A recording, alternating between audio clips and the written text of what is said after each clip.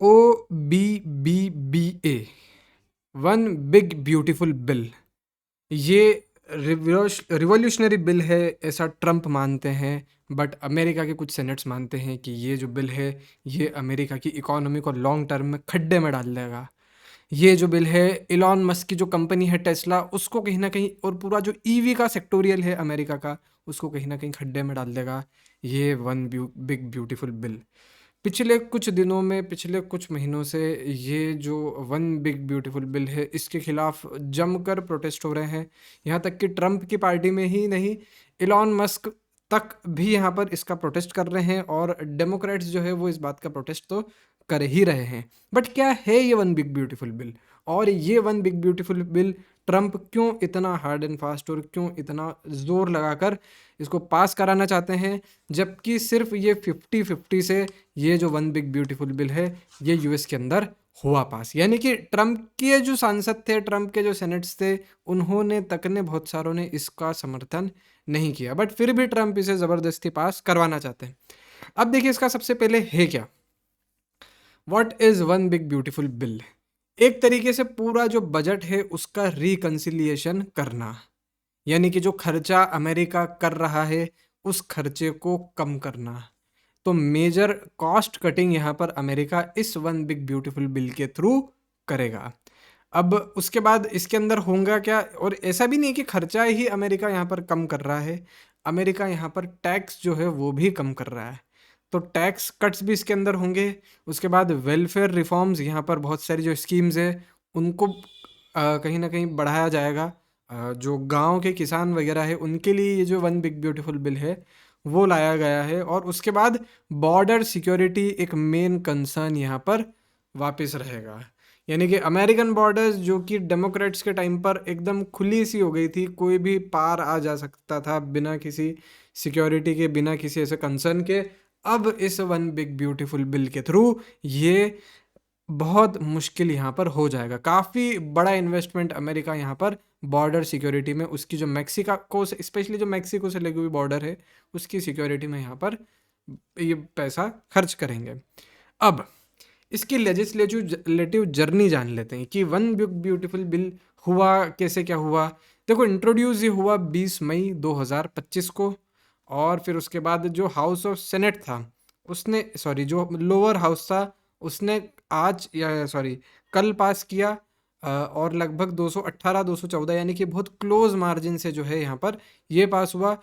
और उसके बाद हाउस ऑफ सेनेट था जो कि 1 जुलाई को इसने पास किया। अब यहाँ पर देखो ना, यहाँ पर एक बहुत बड़ा गेम यहाँ पर हुआ कि 50-50 यहाँ पर वोट्स हो गए थे। यानी कि रिपब्लिकन्स जो थे, जो कि मेजॉरिटी में थे, उसमें से भी कुछ सांसद ने यहाँ पर अपना जो समर्थन है वो खुद की पार्टी के बिल को नहीं दिया। अब इसके बाद क्या होता है कि जो स्पीकर होता है, जैसे कि हमारे सांसद में भी एक बात होती है कि जो लोकसभा स्पीकर है, जो राज्यसभा स्पीकर है, वो भी उस राज्यसभा के, या फिर कह सकते हैं कि जो ओम बिरला साहब है वो भी लोकसभा के मेंबर है, तो वो भी अपना वोट यहाँ पर कास्ट करते हैं। तो सपोज करिए कि कोई ऐसा बिल पास होना है और वो 50-50 हो जाता है, यानी कि एनडीए और यूपीए दोनों की तरफ से 50% वोट इधर आए और 50% वोट इधर आए। उसके बाद क्या करते हैं कि जो अध्यक्ष होते हैं वो डिसाइड कर देते हैं कि उनको किस तरफ जाना है। वो सपोज करो इस तरफ चले गए, या वो सपोज करो इस तरफ चले गए, तो ये साइड जीत जाती है और ये बिल पास हो जाता है। तो इस तरीके से, इतने क्लोज कॉन्टेक्ट से, इतने क्लोज कंजक्चर से ये one big beautiful bill pass हुआ।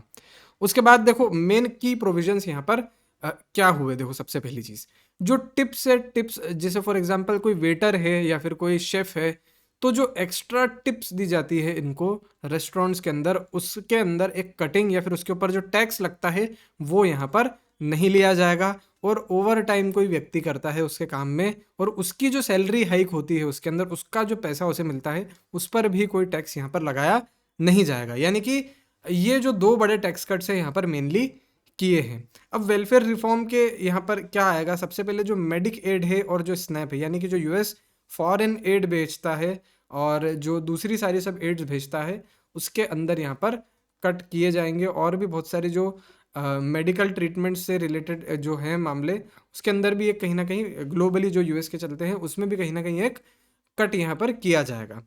अब इंफ्रास्ट्रक्चर डेवलपमेंट यहाँ पर क्या किया जाएगा? मेन एरिया है यहाँ पर ब्रॉडबैंड, यानी कि एक केबल लाइन यहाँ पर बिछाई जाएगी पूरा अमेरिका के अंदर, जो कि सरकारी होगी।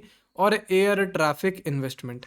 अब यूएस का जो एयर ट्रैफिक ट्रैफिक कंट्रोल है ना, आज भी अगर देखा जाए तो 2000 की जब 2000 था और उस समय जो कंप्यूटर चलते थे उन पर ये चीज़ बेस्ड है, और फ्लॉपी डिस्क का ही आज भी यूज़ किया जाता है यूएस के अंदर।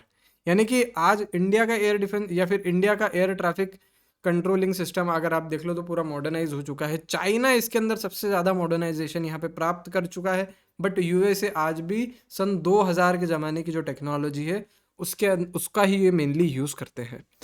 अब पब्लिक रिएक्शन का यहाँ पर क्या रहा है, यानी कि क्या कैसे तरीके से पब्लिक ने यहाँ पर रिएक्ट किया इस चीज़ पर। तो GOP praised pro growth policies, यानी कि यहाँ पर जो ग्रोथ से रिलेटेड जो पॉलिसीज़ रही, जो प्रो ग्रोथ पॉलिसीज़ थी, वो यहाँ पर मेनली दी गई, ठीक है, यानी कि उसको प्रेस किया गया। बट जो हेल्थ केयर कट्स यहाँ पर किए गए, इस पर डेमोक्रेट्स ने क्रिटिसाइज़ किया कि एक बड़ी कैटास्ट्रोफी अमेरिका के अंदर खड़ी कर देगा ये जो हेल्थ केयर से रिलेटेड कट्स यहाँ पर किए जा रहे हैं। और इलॉन मस्क जो मेनली इस बिल से नाराज़ थे, ये इलॉन मस्क का कंसर्न यहाँ पर यह है कि ईवी को दिए जाने वाली जो टैरिफ्स है यूएस के अंदर, वो ट्रंप ने यहाँ पर कैंसिल कर दी। इसके बाद जो मेन नुकसान किसी कंपनी को हुआ है इस बिल का, वो है इलॉन मस्क की कंपनी टेस्ला। टेस्ला का जो मेन रेवेन्यू आता है वो कहीं ना कहीं इन सब्सिडीज से आता है। अगर आप देखोगे तो जो अमेरिका में ईवी बिकती है वो इतनी सस्ती या फिर उनके हिसाब से इतनी कॉस्ट इफेक्टिव वहाँ पर इसलिए पड़ जाती है क्योंकि एक heavy subsidy US government in EVs पर देती है। तो ये जो ईवीज है इसका इसके ऊपर एक बड़ा टैक्स कट यहाँ पर किया गया है। और इस बात को नाराज़ या फिर इस बात से कई गुना ज़्यादा नाराज़, सबसे ज़्यादा नाराज़ मेरे हिसाब से इलॉन मस्क हुए हैं। अब अगर बजट एलोकेशन यहाँ पर देखें तो किस तरीके से यहाँ पर देखा जाएगा, तो देखो टोटल जो है यहाँ पर टैक्स कट्स जो हुए हैं वो लगभग $1 ट्रिलियन के टैक्स कट्स यहाँ पर किए हैं। लगभग $1.2 ट्रिलियन, $1200 बिलियन के यहाँ पर टैक्स कट्स हुए हैं। उसके बाद वेलफेयर कट्स यहाँ पर लगभग $1 ट्रिलियन के वेलफेयर कट्स यहाँ पर यूएस गवर्नमेंट ने किए हैं इस वन बिग ब्यूटीफुल बिल के। अब एलोकेशन अगर हम बात करें तो बॉर्डर और एनर्जी सेक्टर में, स्पेशली एनर्जी सेक्टर के अंदर देखा गया तो एक बड़ा इन्वेस्टमेंट, यानी कि लगभग $500 बिलियन का इन्वेस्टमेंट यूएस यहाँ पर करेगा। उसके बाद रूरल एरियाज जो हैं अमेरिका के, वहाँ पर जो एड दी जाती है, वहाँ के लिए जो वेलफेयर स्कीम्स है उसके अंदर भी कहीं ना कहीं $300 बिलियन का यहाँ पर एलोकेशन दिया गया है। और इंफ्रास्ट्रक्चर में यूएस इस बिग ब्यूटीफुल बिल से लगभग $400 बिलियन का अपना इंफ्रास्ट्रक्चर डेवलप करेगा। इसके अंदर मेनली रोड्स वगैरह ये सब आ गए। और वहीं पब्लिक सपोर्ट अगर हम देखें इसके पीछे, तो रिपब्लिकन्स का अगर हम सपोर्ट देखेंगे तो वो इस बिग ब्यूटीफुल बिल में, मतलब परसेंटेज के मामले में जो पब्लिक सपोर्ट करती है, जिनको इसमें सपोर्ट ही किया जा रहा है इस बिग ब्यूटीफुल बिल को, यानी कि लगभग 80 से ज़्यादा परसेंट जो रिपब्लिकन्स है वो इस बिग ब्यूटीफुल बिल को सपोर्ट कर रहे हैं। वहीं इंडिपेंडेंट्स जो है, यानी कि वो लोग जो कि इंडिपेंडेंट कैंडिडेट्स को सपोर्ट करते हैं, उनका भी एक बड़ा चंक, लगभग 40 to 45% ये पब्लिक सपोर्ट इसे मिल रहा है। और वहीं डेमोक्रेट्स के बारे में अगर हम बात करें तो यहाँ पर लेस देन 10% डेमोक्रेट्स यहाँ पर इस बिग ब्यूटीफुल बिल को सपोर्ट कर रहे हैं। तो ये जो बिग ब्यूटीफुल बिल है ये काफ़ी कंट्रोवर्शियल बिल है, लेकिन मेन यहाँ पर जो या फिर कह सकते हैं कि डेवलपमेंट्स करी गई है वो यहाँ पर टैक्स कट्स और वेलफेयर कट्स, या फिर वेलफेयर जो स्कीम्स बहुत सारी चला रखी थी यूएसए ने, उन स्कीम्स के कट को लेकर करी गई है। अब इसमें जो यूएस से मिलने वाली बहुत सारी फॉरेन एड भी थी, यानी कि बहुत सारे देशों को यूएस फॉरेन एड जो देता था वो एड भी यहाँ पर इसके अंदर कट की गई है, ठीक है। तो कहीं ना कहीं $1 ट्रिलियन की जो स्कीम्स थी यूएस ने वो यहाँ पर बंद कर दी है इस बिग ब्यूटीफुल बिल के चक्कर में, बिल की वजह से। और एक $1.2 ट्रिलियन के यहाँ पर टैक्स कट्स भी यूएसए ने किए हैं। अब देखो सबसे मेन चीज़ इस बिग ब्यूटीफुल बिल का आप कहीं ना कहीं देखते हैं कि एक नेगेटिव इम्पैक्ट क्या पड़ेगा। पॉजिटिव इम्पैक्ट देखो, सबसे पहले नेगेटिव इम्पैक्ट की अगर मैं बात करूँ तो नेगेटिविटी यहाँ पर ये है कि हेल्थ केयर से रिलेटेड जो भी कट्स हुए हैं वो काफ़ी कहीं ना कहीं एक मेजर तरीके से आप यूएस की इकोनॉमी पर इफेक्ट डालेंगे, फिर यूएस के लोगों पर इफेक्ट डालेंगे। अगर आप देखोगे तो जो यूएस गवर्नमेंट है या फिर यूएस गवर्नमेंट का जो सोशल सिक्योरिटी स्कीम है जो कि एल्डरली लोगों को यहाँ पर देता है मेनली सोशल सिक्योरिटी, तो यहाँ पर हेल्थ केयर में उन लोगों को जो बेनिफिट्स मिल रहे होंगे वो यहाँ पर नहीं मिलेंगे। और उसके बाद यूएस का जो हेल्थ केयर सिस्टम है, जो हेल्थ केयर है, वो इतना ज़्यादा महंगा है कि यहाँ पर एक बड़ी प्रॉब्लम जो आम आदमी और जो गरीब आदमी है उसके लिए यहाँ पर पड़ जाएगी।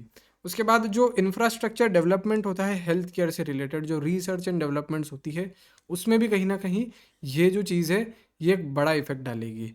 ये जो बीमारी पर रिसर्च होती है उस पर भी एक बड़ा इफेक्ट इस टैक्स कट से करेगा। और उसके बाद यूएस का रेवेन्यू, मेनली यूएस का रेवेन्यू जो है यहाँ पर मेनली कम होगा, बिकॉज बड़ा टैक्स कट यहाँ पर यूएस की गवर्नमेंट ने किया है। अब पॉजिटिव इफेक्ट्स की यहाँ पे अगर हम बात देख लेते हैं तो पॉजिटिव इफेक्ट्स यहाँ पर ये है कि यूएस के अंदर टैक्स कट्स हो रहा है, तो इस टैक्स कट से जो स्पेंडिंग है लोगों की वो काफ़ी यहाँ पर बढ़ जाएगी। यानी कि लोग कमाएंगे ज़्यादा, लोग अपने पास पैसा रख पाएंगे ज़्यादा, और फिर उसके बाद स्पेंड जब वो करेंगे तब भी ज़्यादा वो करेंगे, इन्वेस्ट जो करेंगे वो भी यहाँ पर ज़्यादा कर पाएंगे। तो स्पेशली जो मिडिल क्लास के लोग हैं जो ओवर टाइम करके अपना पैसा काम चलाते हैं, स्पेशली जो कंपनीज के अंदर ओवर टाइम यहाँ पर करते हैं, वो काफ़ी खुश हो जाएंगे इस चीज़ से, उनको काफ़ी एक बेनिफिशियल यहाँ पर मिलेगा। और most of the American population जो है वो आज की डेट में जॉब करती है, तो कहीं ना कहीं उनके लिए एक बेनिफिशियल चीज़ है ये। So that's it for now, thank you so much.